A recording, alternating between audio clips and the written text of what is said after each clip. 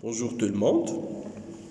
Maintenant, bien sûr, on va commencer dans la première partie, bien dans le premier chapitre, dans la deuxième partie de l'unité ou bien de la sixième unité. Qui parle bien sûr des micro-organismes ou bien les microbes, le jarathim.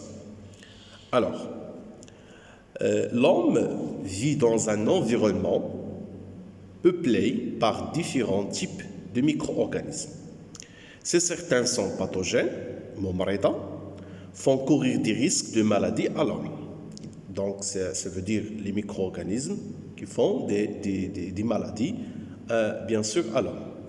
La plupart sont inoffensifs et même utiles pour l'homme. Donc, il y a bien sûr des micro-organismes qui sont inoffensifs, bien impathogènes pour l'homme. On passe aux questions. Alors, quelles sont les différentes sortes de micro-organismes, bien de micro-organismes? Deuxième question, quelles sont les caractéristiques qui rendent certains micro-organismes pathogènes? Voilà. Donc, premièrement, la définition des micro-organismes.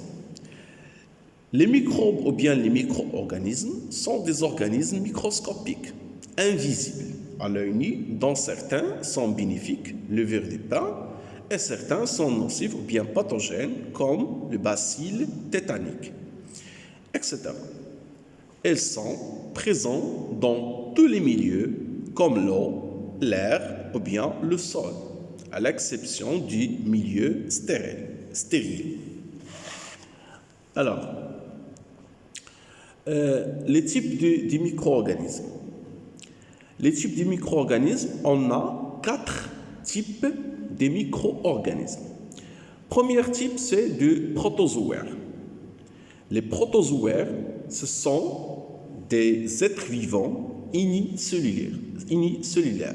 Ça veut dire, leur corps, il se compose d'une seule cellule, comme la paramécie, l'amébie, trypanosome, etc. Donc, on a bien sûr, plusieurs êtres vivants unicellulaires. Donc, on classifiait ces micro-organismes dans les protozoaires. Deuxième type sont des champignons microscopiques.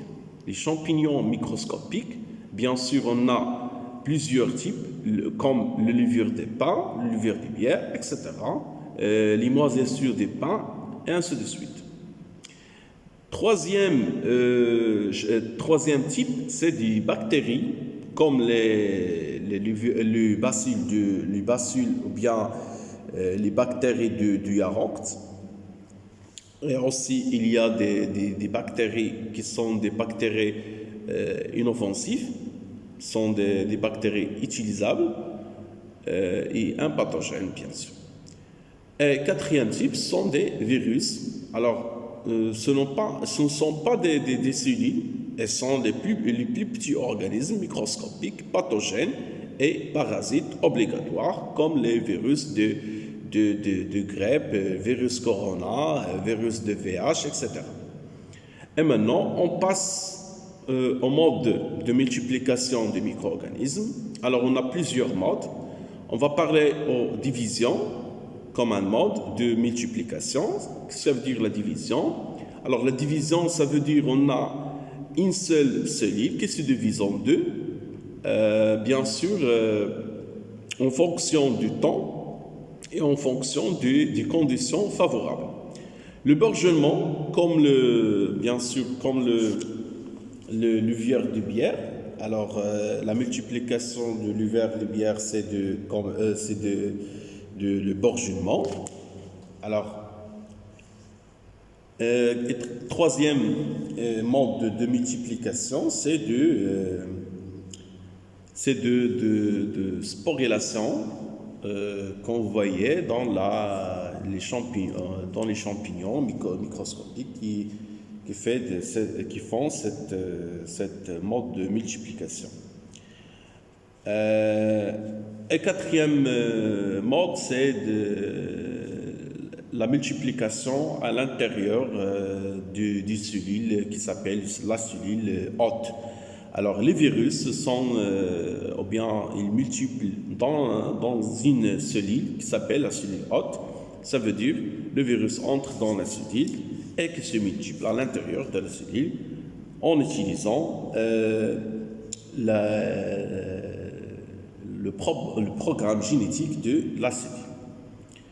Alors, les propriétés pathogènes des micro-organismes. Donc, il y a 4 propriétés. Donc, on a la multiplication rapide. Donc, chez les bactéries, lorsque les conditions adéquates de multiplication sont disponibles. Certaines bactéries ont été capsules. Ça veut dire qu'ils protègent contre le système immunitaire. Ça veut dire qu'il y a des bactéries qui possèdent des capsules. Ça veut dire des